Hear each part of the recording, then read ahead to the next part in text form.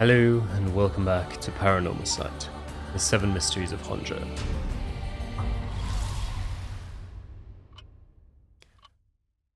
Pardon the interruption, but I'd like to take this chance to tell you about the story chart. This is the screen which will appear when you open the story chart. From here, not only can you see the overall structure of the current story, you can also progress along different branching routes by playing past stories over again. We could call this exactly the power that Shogo Okiya had sought after. Normally, you would have been able to use the story chart feature freely. However, due to certain circumstances, it has been locked until now. From here on, you will return to the story chart from time to time at breaks in the story. At those times, you will choose for yourself which story you wish to continue next. Okay. How to play. Alright, I'm assuming that's down there. Yep. Use the story chart button on the menu to quit playing a chapter and return to the story chart. If you quit midway through a chapter that you haven't finished, you'll have to restart again from the beginning. Completed chapters can be resumed from various points in the chapter. The game will not return to a previous game state when resumed. If you return to the story chart by using the suspend command that appears at certain points, it is the same as quitting and returning to the story chart. There are 2 phases that must be completed to fully complete a chapter. If a chapter is finished while there are still tasks to be done, the chapter will not dim and will remain lit up. Okay. By the way, should you use the story chart to replay a past event, do you know what you must do and where? Of course you do. After all, you have gotten this far. What trigger did Yoko Fukunaga set off that led to her dying the way she did? You've come this far several times, so I have every confidence you will be alright. As long as you make sure not to do that thing. However, like with the lighter and voice earlier, Shogo Okiya has no way of knowing that himself. Ah, on that note, I am curious. Have you determined how many people Shogo Okiya has killed with his curse? Do I have like a... I have a list of people. I actually don't remember what exactly set off what killed her, essentially. But assuming we did it, well, the easiest thing would be she ran away from us, but didn't we only activate our curse? Didn't we get our curse later? I don't know. But assuming we did kill her, and where's the guy? He was right in that we did, because he didn't have a curse echo. Then that's 1. We didn't kill him at all. We didn't kill... Wait, did we? Or did we just leave the police office? I think we left the police officers, if I remember correctly. We killed him. We killed him. What about the girl? We didn't even introduce her. And the woman. So that's 5? I think it would be 5 people. Well, Shogo... It was the curse that killed him. Shogo Okiya didn't do anything. Now, let me say that. I see, I see. So that is your understanding of things. As it turns out, the correct answer is... say none. Free. Okay. Alright. Free is the correct answer. So, wait, let me think. If she activated a curse, I'd have to replay it. I can't say for sure right now. Who did we definitely kill? I mean, him, for sure. I didn't click on it, but the game certainly acted in a way that I think we have to believe we did. Him? Not necessarily, actually, because there was another curse bearer there, so there is a chance that she killed him through some sort of activation and just got to him slightly before we did. It's possible. I think the girl, the like school child, I think there's a decent chance that she didn't die because we did it, even though we certainly acted like we did. I think the woman in the park, definitely. So let's say woman in the park, him, and Yoko. Is my guess right now. Well, that is all. Please continue the story at your leisure from the story chart screen. Okay. So I guess we continue from here. Shogo Okia is with Yoko Fukunaga at Kinshibori Park, searching for one of the 7 mysteries of Honjo. His interest in the occult starts to grow as he learns more about it from Yoko. Okay. Let's quickly summarize. Inexplicable. Nope. Okay. What is the difference between restart and resume here? What if I click resume? Okay. Start from the beginning then.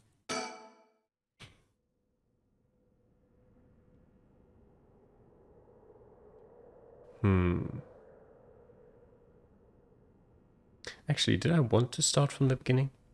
Wouldn't it be better if I just started from the point where is this already something? Well, I don't know. I'll just click through it quickly. I mean, we've already experienced that. I'll still read it because I need to know what happened.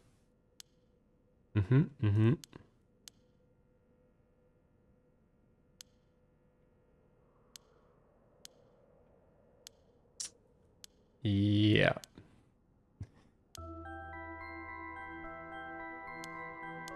Weird stuff.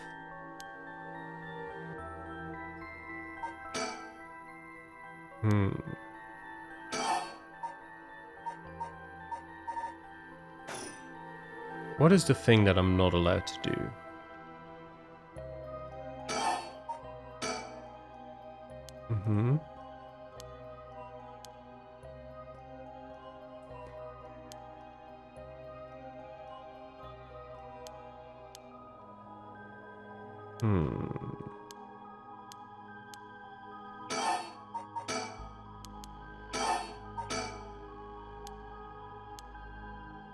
Okay, I don't think that conversation matters too much.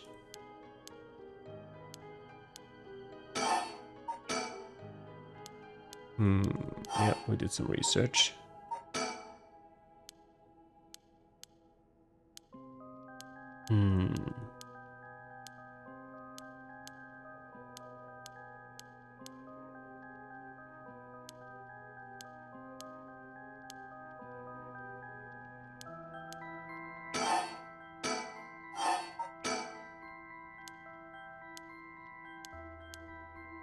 I don't think that is helping us.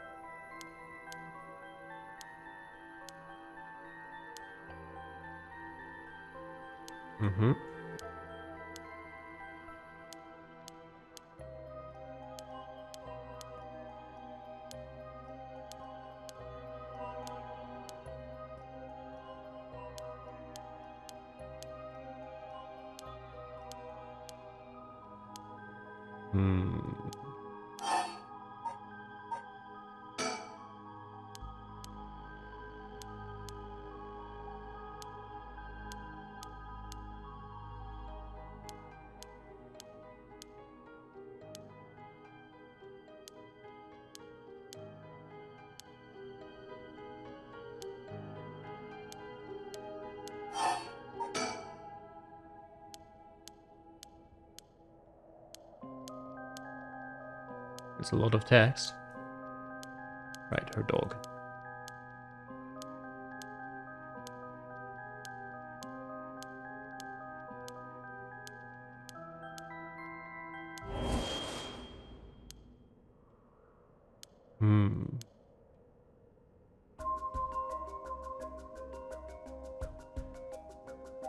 Yeah, she can't see it. Think. Think more.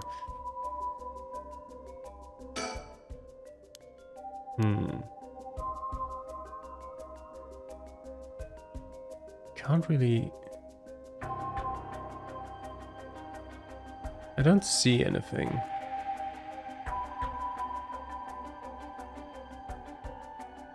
Anything on the ground, maybe?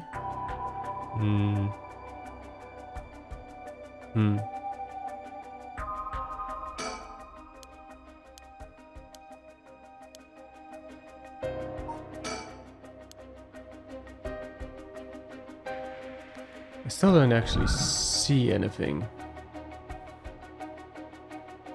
What was the push thing about? I don't remember. Did I click that last time?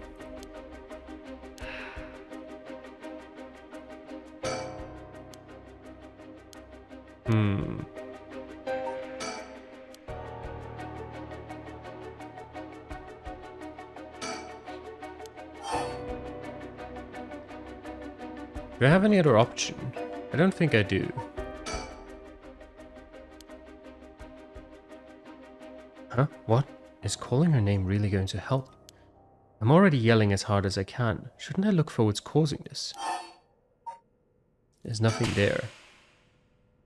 Yoko, hang in there, Yoko. Look at me. You're going to be okay. It's alright. There's nothing there. Yoko!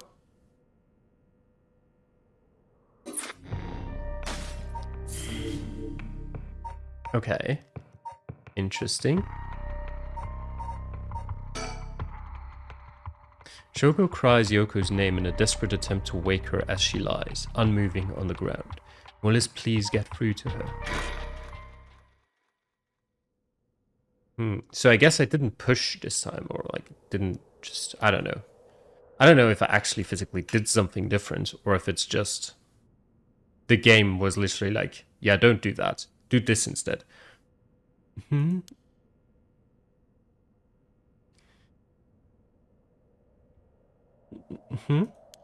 Oh, good. You're awake.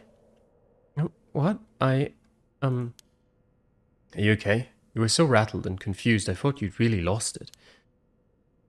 Do you feel dizzy? Have a headache? Are your humors off balance? Wait, what did you say? I think I've heard that before. You're the one who said it earlier. Oh, right, that might have been it. My humors were off balance. What, back there? You ended up like that because of your humors? Yeah, I've heard that at this age, your humors being even a little bit off can be fatal. I'm glad you're back to normal now. Yeah, I'm sorry, I didn't mean to cause you so much trouble. But I really don't remember what happened. Sounds like what happened to me. Maybe this place is dangerous somehow? What? Are you backing out? Yeah, it just doesn't feel safe to me, and I'm worried about you. Let's call off today's investigation. Come on, I just started feeling back to normal too. Nope, not happening. Go home. I'll even pay your cab fare, okay? I ended up having to force a still protesting Yoko into a taxi. Even then, she still wouldn't stop complaining. So to placate her... Placate her? No, placate. I promised I'd search the park on my own for a little while longer.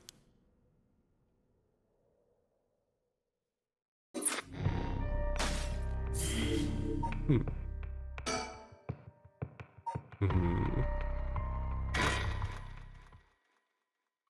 5 a.m. Okay.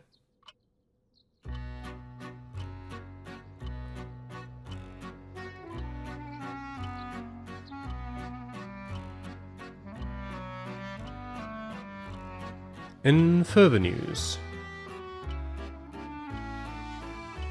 before dawn today, a police officer on patrol discovered a man collapsed in a Sumida City park. The man was taken to the hospital, but his death was confirmed shortly after. Investigations are still underway, but police suspect a connection to the other unexplained deaths found in the area at around the same time.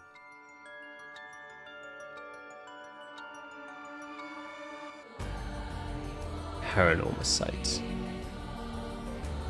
The Seven Mysteries of Honjo. Written and directed by Takanari Ishiyama.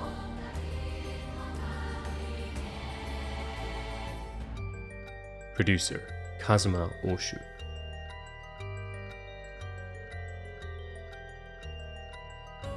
Assistant producer Keisuke Nakamura.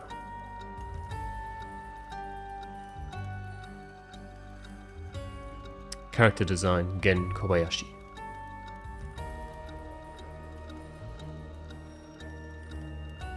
Development Zine Inc. We've completed the prologue. Well done in your efforts thus far. This brings Shogo Okiya's story to a close. Ah, but this is not the end. Far from it. In fact, this is where the story finally begins. The roots of the three protagonists have now been unlocked. Harue Shigima, a woman who lost her son when he was kidnapped and murdered. Tetsuo Tsutsumi, the chief inspector of the 1st Investigative Division, who is looking into the death of an officer in the line of duty. Yakko Sakazaki, a high school girl who wants to bring her friend back from the dead, a girl who died in a suspicious suicide. Each of them is burdened with circumstances that leaves them no choice but to seek the right of resurrection. Following these three storylines will reveal the full nature of all that is occurring. With that, please enjoy the continuation of this tale.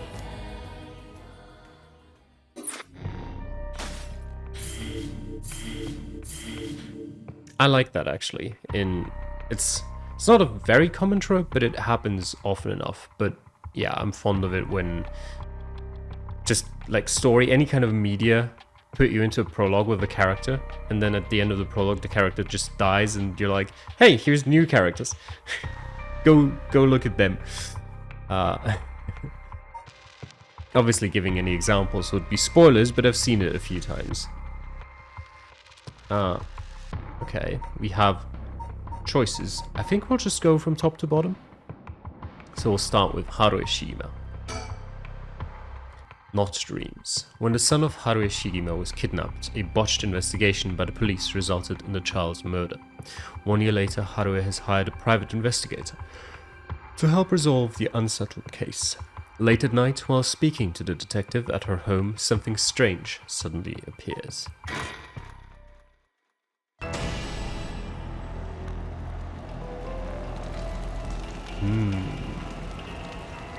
Kill them. Kill them. The flame bearers. Kill them all. You've acquired the power of the curse stone, the haunting clappers. You can use it to kill those with fire or a fire starting device on their person. Press the use curse button to set your target alight.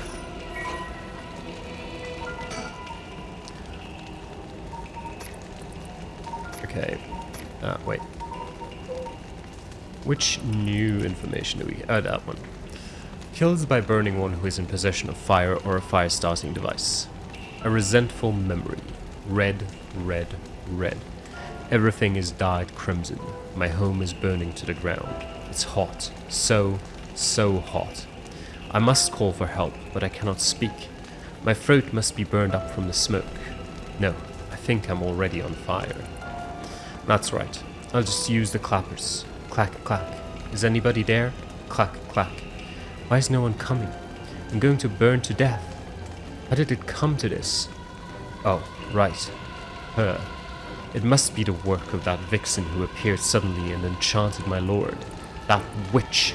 Those hauntingly cold eyes had my lord dancing in the palm of her hand. Perhaps I was also taken in by her. How many innocent people did I lure in under orders? This must be karma. The sound of a heavy bell. It feels like my head was split open. Ah, right, the evening bell. That must be why nobody can hear the sound of my clappers. I've got to do it louder. Clack, clack. A murderous impulse seeps into my soul like thick black tar.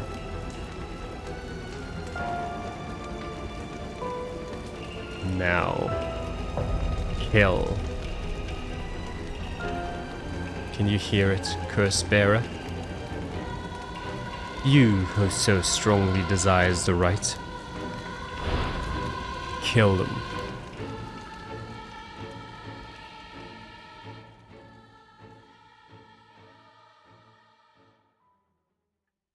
Harueshima, 12 a.m. Shigema Mansion reception room. Back with me, ma'am.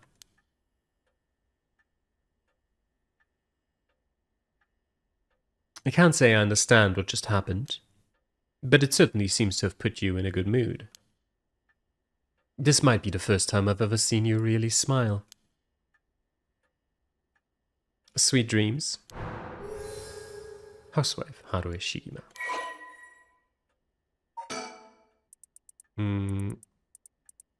That's long. Okay, what did we already know? I think we didn't know anything really. Like maybe until this. Her 11-year-old son. Wait, we didn't know anything at all. That got added. That wasn't there before. Her 11-year-old son Shuichi was kidnapped and murdered about a year ago. The death was the result of a mistake on the part of the detective assigned to the case. A mistake which enraged the kidnapper and had him cut off all contact with the police, leaving no room for negotiation. The incident was covered up and Shuichi's killer remains at large, leading the aggrieved Harue to call on the services of private investigator Richter Kai to uncover the truth. The Shigema family came from a line of samurai who built their residence in Honjo during the Edo period. They assumed important positions in the police force following the Meiji Revolution, thereby protecting their family's elevated status. Even today, many in the Shigema line work as police bureaucrats and senior police officers. Harue's father sits in the upper echelons of the National Police Agency, and her husband, adopted into the Shigema clan through an arranged marriage, is also a highly respected agency official. However, as her family prioritizes work above all else, it wasn't long before Harue's marriage grew cold. Though she wants for nothing, she is isolated from her neighbors and withdrawn from society. Seeing her son grow into a young man gave Haru a purpose in life, but it was cut short by the kidnapping incident. Following the incident, Haru spent many days in a deep depression, breaking into sudden fits of shouting and wandering around in the middle of the night. Her cheerful, loving disposition faded away, and she took to making snide remarks at her husband, which only further soured their relationship. A few months ago, Harue's husband was transferred to another area for work, and now rarely returns home. With Haru left to live in a large, empty mansion alone, as a housekeeper who has been with the family for a long time comes in to take care of all the housework, Haru has nothing but time on her hands. No, not dreams. Sounds like something I might want to hear about.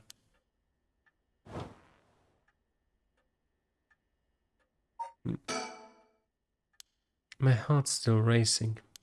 This is it, my chance. At long last. A private investigator I hired. A friend told me about him. They said he's not very well known, but he's good at what he does. When I first visited his office in Ota City and saw how he dressed, I could hardly believe he was a detective. But after talking to him for a while, I changed my mind. He says some strange things at times, but he seems like the reliable sort.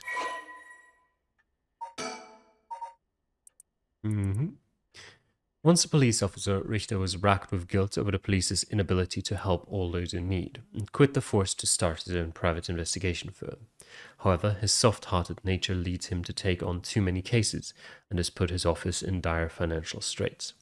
How he is still in business is a mystery, with some whispering that a wealthy patron is keeping him afloat. Richter studied alongside Detective Jun Erio at the police academy. Somewhat surprisingly, given his outlandish clothing and mannerisms, Richter excels at covert investigations and tailing his targets. He proudly refers to himself as an investigator extraordinaire, though that only ever succeeds at impressing himself. Richter's biggest source of happiness is nuzzling his pet female albino parakeet, Ernestine, which he keeps in his office. He also enjoys collecting mockingbird stickers, a popular line of merchandise featuring birds inexplicably dressed like delinquents, and can be frequently sighted searching around town for them. While out and about, Richter typically leaves the office, and more importantly, Ernestine, in the care of Amamori, a junior high schooler who volunteers to assist Richter after being involved in a previous case.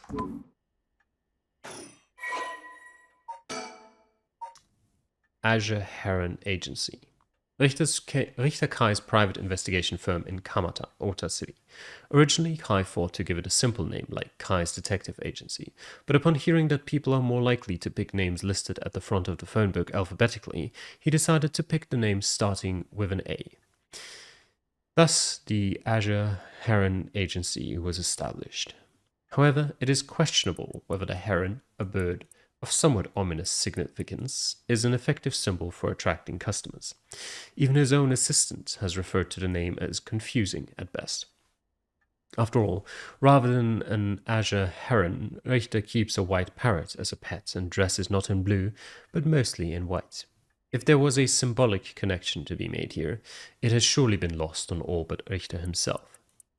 A private investigator, also known as a private eye, is a detective who operates their own agency. Although there are no formal qualifications necessary to become a private investigator, many are retired police agents or detectives due to the similarities between the work involved. At a glance, private investigation firms and inquiry offices might look similar, but they carry out different types of investigations. Inquiry offices specialize in conducting credit checks on businesses, while private investigators are generally involved in tailing persons of interest and gaining information surreptitiously, whatever that word means. What do we have? A fax machine. It can send images to other places along the telephone network. I don't really know how it works. Most houses don't have one. I rarely find a use for it. The telephone. This mansion has a private line. Of course it does. A color television. Father bought one as soon as it hit the market. He likes to have the latest gadgets, like a fax machine. Unlike the latest models, there is no remote control. We've had it for a long time. Back when it was new, we all gathered around it and marveled at it as a family. But with Father and my husband being away so often, it quickly fell into disuse.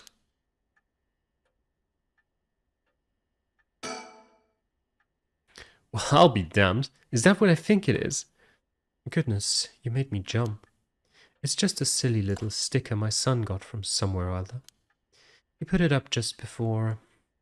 Well, you know what happened. I still can't bring myself to take it down. Let me take a closer look. I knew it. It's Head Honjo from way back in set number 1. This is a real collector's item. Excuse me? Don't tell me you've never heard of the Mockingbirds. The what? They're the hottest new craze. Cute little birds dressed up like rough and tumble delinquents. I've never heard of them, but this certainly seems to matter to you. The best part is, nobody knows who made them. They just started showing up around town, and soon enough they've won everybody's hearts. The story goes that they're made by some anonymous artist who covertly leaves them behind in specific locations. No one knows when or where they'll show up next. They're basically an urban legend of sorts. To think one will turn up here of all places, this is a good sign, I'm sure of it. Oh, well that's nice. Mockingbird number 1 discovered. These popular bird mascot stickers seem to pop up everywhere. Nobody knows who the legendary artist is behind these quirky birds, but they quickly became popular for their surreal yet oddly cute design. Be in the right place at the right time in Honjo, and you might just be able to find all 20 of them scattered around. Legend has it collecting them all will bring good luck. Okay.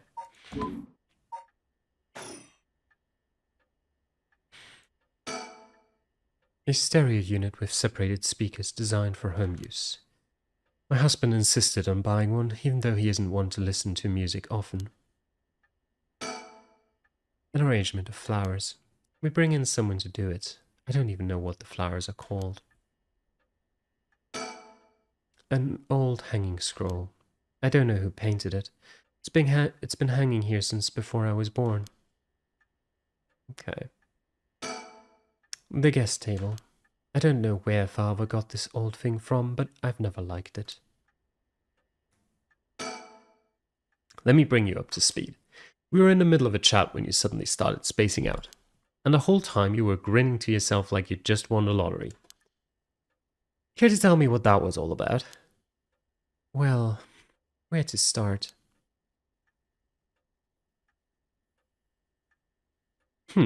Interesting. Very interesting. So the haunting clapper's curse echo appeared out of nowhere, told you how to perform the rite of resurrection, and gave you the curse you'll need to do it. Have I got that right? That's right. So it's all real. Honestly, I still find it hard to believe. But I guess I have to now.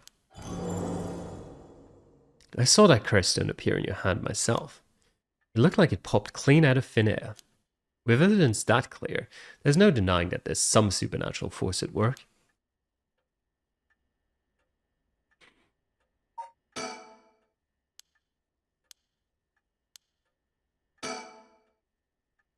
I don't think you quite understand. Oh? This isn't about evidence, and it isn't about belief. It's more than that. I know it's real. The moment the curse appeared, I knew everything before it even said a word. It was already there in my head, as clear as day. You just knew, huh? It was etched onto my soul, along with the curse echo's resentful memories. So I can feel it, what it was like. Dying like they did hundreds of years ago. Wreathed in flame, writhing in pain as my flesh blackens and my blood boils. I can feel it. All the agony, all the rage. It fills me with bloodlust. I think I need to kill someone. Anyone will do, just as long as they're carrying fire. I see. There could be a problem. You think so? From what I know of you, I was sure you'd see it as an opportunity. The stronger the desire to resurrect someone, the stronger the urge to kill. That's how it seems to me, anyway. Good grief. Talk about a spanner in the works. I say we take stock for a moment, remind ourselves where we've come from and where we're going. That might be a good idea.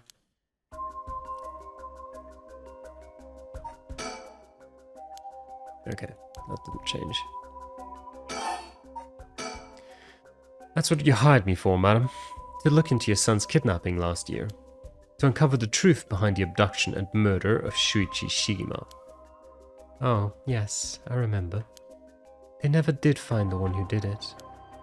That's what I'm here about today, in fact. Kind of you to let me drop by so late, by the way. I've been turning over every last stone, and I've come up with a grand total of 1 lead. So you said. As far as the police are concerned, it's a cold case, but I've managed to make some headway. I remember. You were just about to tell me. The Shigima kidnapping overview.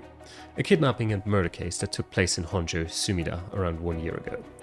Haruya Shigima's son, Shuichi, age 11, was kidnapped on his way home from school with a ransom being demanded that same evening. Initially, the kidnapping was thought of as a simple extortion scheme, but when it came to light that the Shigima family was closely tied to the police, and Shuichi was in fact the grandson of a senior official, it was quickly assumed that the perpetrator was acting upon a grudge against the police force. The kidnapping was treated as a direct attack against the good name of the police, and a large-scale investigation was launched that used the best equipment available to trace phone calls. This made it all the more embarrassing when they were unable to catch the culprit, losing the public's confidence. The culprit grew cocky, relentlessly mocking the police force. After 3 days of failure after failure, Haruya reached a breaking point. Spurred by concern for her son, she resolved to hand over the ransom money as fast as possible. But her husband and father, who held the prestige of the police in high regard, refused, saying that they would not let the criminal win by giving in to their demands. The increasingly frantic detective assigned to the case lost his temper when the criminal called to give an ultimatum, causing the culprit to never make contact again. Another week passed and Shuichi's body was found floating in the Sumida River. Shuichi's death could be largely ascribed to the police's incompetence, but this was ultimately covered up with stringent media embargoes. The investigation was never closed. The case has long gone cold. So there's something in here? Oh, no, that's just where it goes. Okay. Shuichi Shigema. The only son of Haru Shigema. He was kidnapped and murdered 1 year ago. His body was discovered floating in the Sumida River. Shuichi was a conscientious, brave young boy who was determined to protect his mother, Haruo, amid his father's frequent absences. He dreamed of becoming a police officer and displayed diligence and an impressive sense of responsibility from a young age, likely due to being raised in an extremely strict environment. Born in the early 70s, he spent his days immersed in various activities and studies, including playing piano, learning the abacus, taking English lessons, and training in kendo. Shuichi's tendency to put other people's needs over his own meant he died without ever telling his classmates how much he longed for them all to go out on a hunt for mockingbird stickers.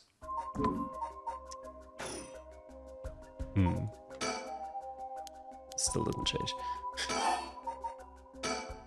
You know, we still need to figure out exactly what you want me to do. Tell you what, why don't I tell you what I've found and then we can make a decision? Alright. You know, we still need... Yeah, okay. What have you found? I suppose there's not much point going over the kidnapping itself. No, I'm very familiar. Then I'll leave that for the files to cover and just confirm a few things about the case.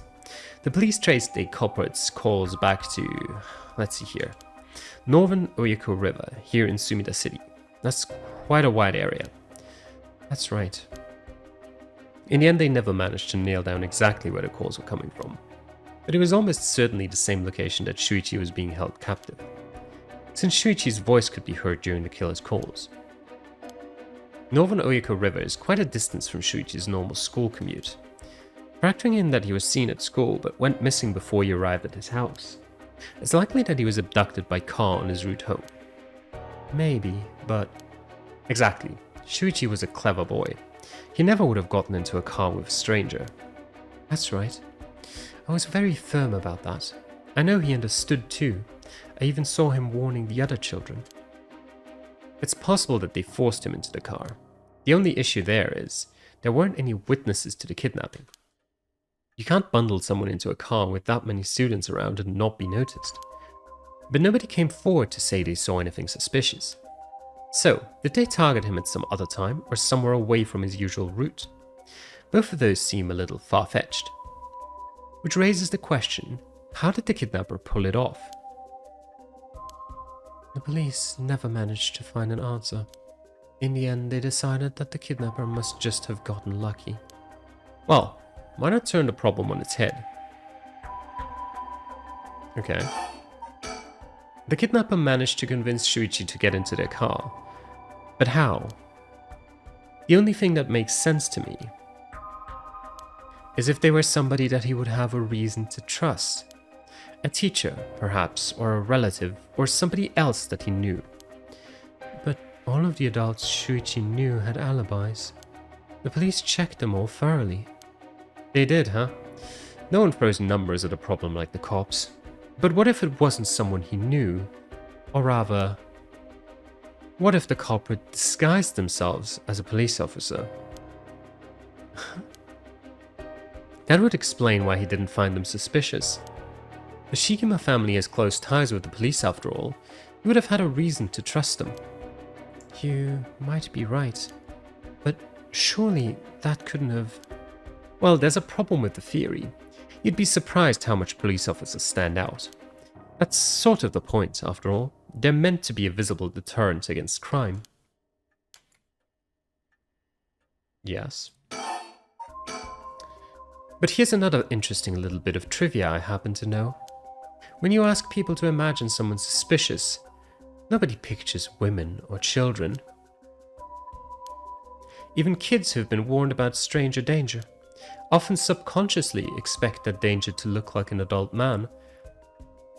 He does have a point, that is true. We were talking about a kidnapping. In my head, I was imagining a man dressed up as a police officer. That's just the way human psychology works. Besides, Shuichi was the sort of boy who wanted to be a police officer when he grew up. He must have had a very strong sense of right and wrong. That's right. Wait, surely you can't mean... Now you're getting it. If, say, a young woman approached Shuichi asking for help, what would he have done? If someone like that said they were lost and asked him for directions, would he have gotten into a car? He might have. My husband always told him that a man had a duty to watch out for women and children. You could certainly argue that kind of attitude is outdated nowadays. But if Shuichi believed it, then we might have something here. Then you think the culprit was a young woman? But it was a man's voice on the phone. She might have been an accomplice, or maybe she didn't even realize she was being used. If anything, that would explain why she hasn't come forward. She herself might not realize she had anything to do with the case.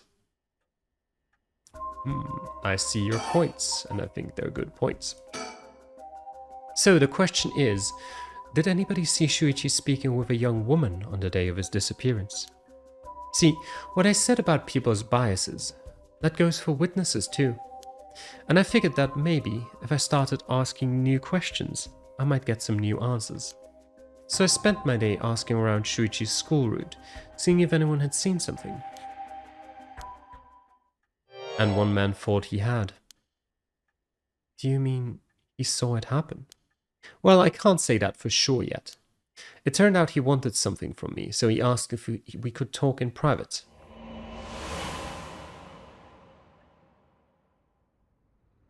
Several hours earlier. Alright, this should do. There's no one around. We can speak in confidence. Excuse me, what was your name again? Jonoji. Got it. Well, Jonoji, I'm all ears. Just so we're on the same page. You're a private detective investigating Shuichi Shigema's kidnapping. Do I have that right? Of course. What else do I look like? How should I know what a private detective Forget it. Look, I'll tell you straight. My life is in danger. I need your help. You'll excuse me if that caught me a little off guard. Let me ask you straight. Who is trying to kill you? A student called Michio Shiraishi.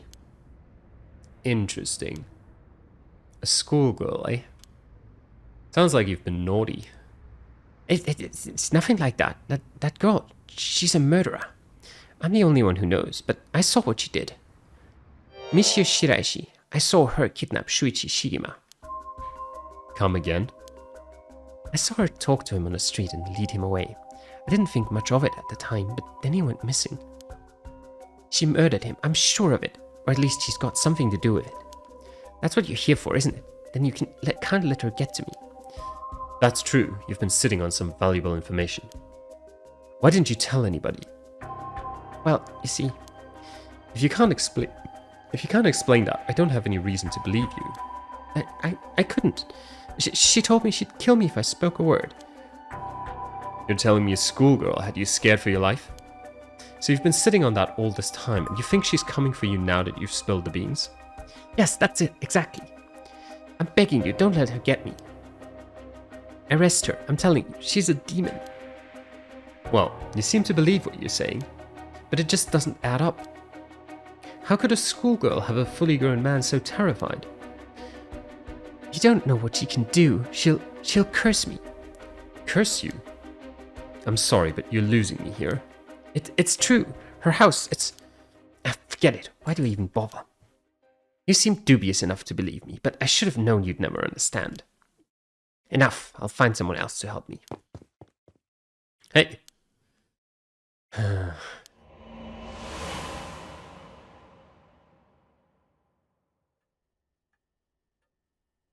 And that's about the long and short of it. I can hardly believe it.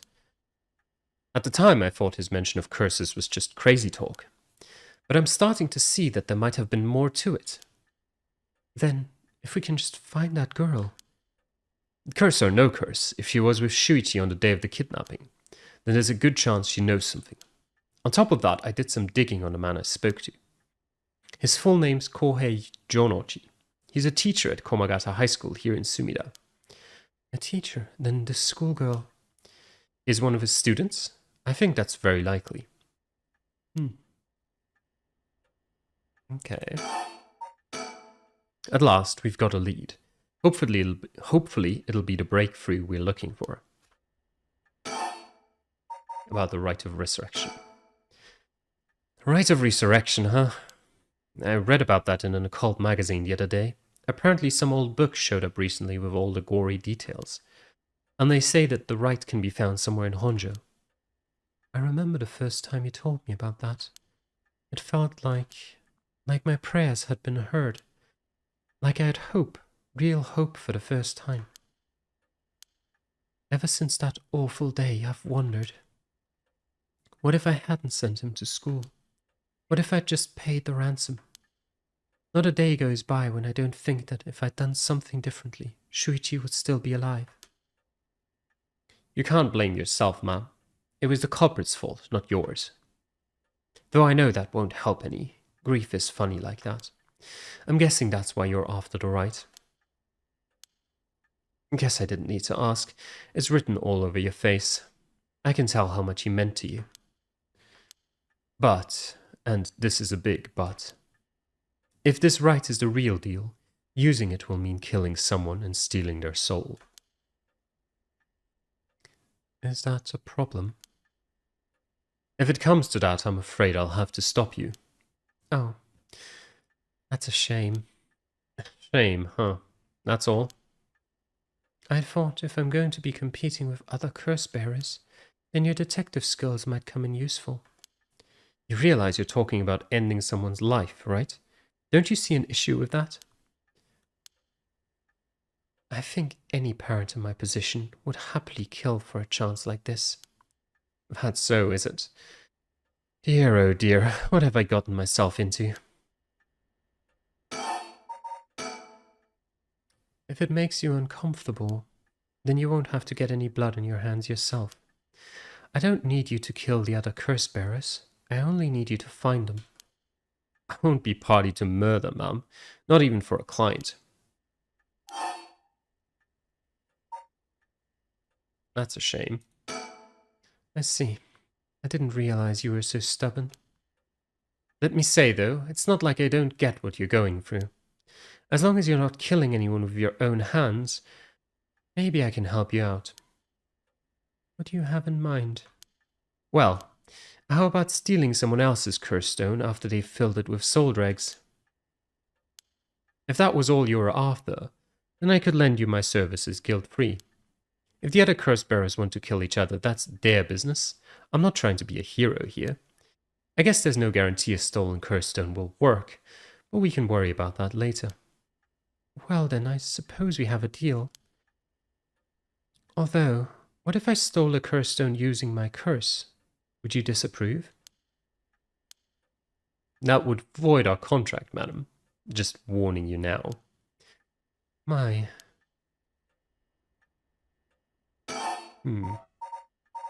About my curse. Before we go any further, why don't you tell me about that curse of yours? The haunting clappers, was it? That's one of the 7 mysteries of Honjo, if I remember correctly. That's right. The original story did happen somewhere near here, I think. I'm sure I remember hearing that. In that case, my money would be on all the curse bearers being somewhere in Honjo. Our first move should be to narrow them down. Some of them are bound to try and come for you first. We'll need to be ready. The curses make their bearers more willing to kill, so an attack could come from anywhere. That sounds sensible. And if I remember correctly, your haunting clappers can set people on fire, but only if they have a naked flame or a lighter on their person. Is that right? That's right. In olden times, wooden clappers were used to warn people of fire. I'm guessing it punishes those who don't heed the warning. It seems like a good curse to have. It's simple and straightforward enough to use. Although it's hard to say how it stacks up without knowing what else is on the table. You really think it's that good? The target can't do much to throw it off, and it has a nice long activation window. It's big that it works on lighters too. Just slip one into your target's pocket. And say that condition were already fulfilled before they even knew you're there, they wouldn't even know what hit them. Maybe I won't have to actually use it. I could just tell someone I could, and they'd have to do what I said. Threats could work, although without any proof it'll come down to how convincing you can be. If only you could use the curse, then back out at the last second. At the last second? What an interesting idea. I have a lighter right here. We could try it now. That's an interesting proposition. But maybe not. I'm not quite crazy enough to make myself a guinea pig. Oh, I see. You're an odd one, ma'am, if you don't mind me saying, and I don't think it's just a curse. You flatter her. As for what we do next, first of all, I think you should stay indoors. Try not to do anything spontaneous or outside of your normal routine. Okay. Right then. Have you decided what you want me working on? Help me with the right. I think, or investigate the kidnapping. Ooh. Investigate the kidnapping. Finally, I have a lead. I need to know what happened to my son. Your wish is my command, ma'am. I'll focus all my efforts on looking into the kidnapping. Although, something just occurred to me. You can't investigate the matter at night, can you? At least until the sun rises, could you search for the other curse bearers? Alright, I see how it is. Well, I'd be happy to help. Odds are good that the others curse bearers are also working by night. Anyone they kill under the cover of darkness won't be discovered until sunrise. I bet they'll be trying to do as much as they can before morning comes. So it's settled then. I'll look into the other curse bearers by night.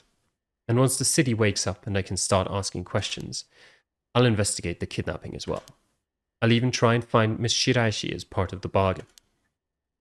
Thank you. That's more than enough. Now then. I should get to work. There's only so much time before sunrise. I'll call you if I find out anything new.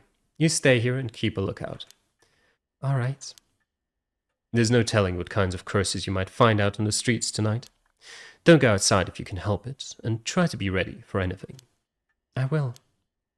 Well, if that's all, I should be going.